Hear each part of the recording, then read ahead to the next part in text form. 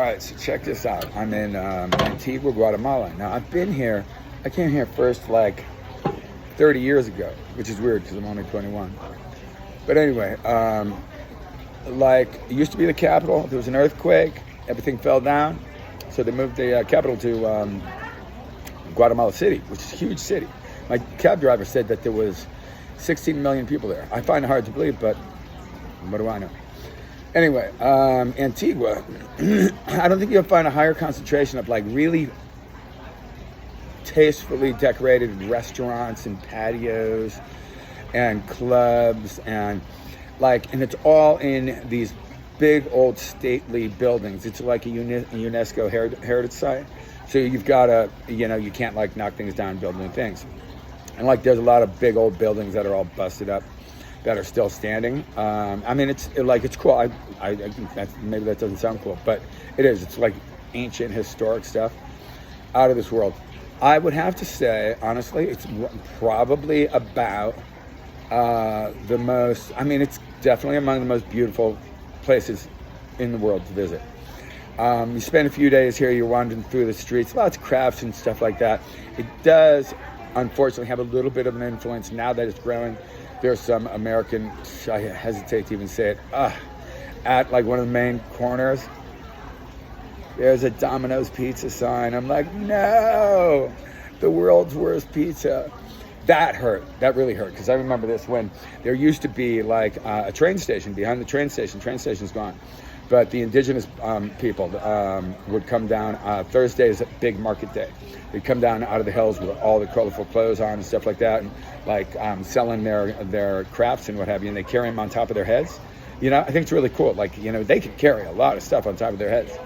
And it was like, full on craft. I mean, like work day. Like, if they're taking pictures, it's like, bro, get out of my way. I'm freaking working. And I have an enormous quantity of items on my head. Please move. And they were polite, really nice people, very gentle. But yeah, highly recommend it. It's amazing. It's indescribable. You really can't describe how cool it is. And I was really fortunate. When I got here, I was at a restaurant and I asked the owner, I was getting to know people and stuff like that. And I asked the owner if she knew a good like hostel, because I remember staying here when my daughter turned 13, kind of introduced her to traveling. We came here without a plan, without much money, and stayed at a hostel and met cool people. Ended up in El Salvador. And I don't know, that's just kind of like the viajero, like the traveler sort of way of doing things. It's really quite exciting. I like surprises. Not everybody does.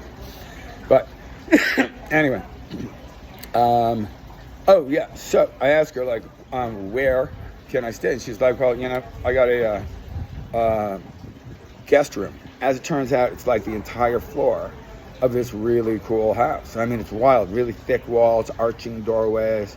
So I have like my own floor, and a spiral staircase takes you to different floors. So this tight spin spiral staircase takes me to my floor, and my floor opens to this little balcony overlooking the volcano, which blows up every 15 minutes. Sometimes it's a big puff of smoke. Yeah, anyway, magic. Guatemala, I can't say enough about it. Highest indigenous population out of Central and South America, if I haven't already said that. So in terms of culture, it's out of this world. In Central American countries and South American countries, distinctly different. It's easy to think like, oh yeah, it's been there. No, completely different. Like in El Salvador, being indigenous is not necessarily as popular. I don't know why. It's just not the case. Here, they celebrate, the native population. So there's a lake called Lake Atitlan that I am going to today. And there's no roads accessing these indigenous villages. So you take a boat and go to different indigenous villages. Some are a little bit more party oriented. I'm going to go to a place that's a little bit more hippie, wholesome, meditate and do yoga, because I'm a wholesome kind of guy. Anyway, I don't really know. I don't really have a plan. Apart from doing what I want when I want to, and so far it's working out pretty well. Look, I bought a new bracelet, Jade, jade, from the indigenous people. I probably paid too much, but you know what? They work hard. Let me think, what did I pay for this? I don't know.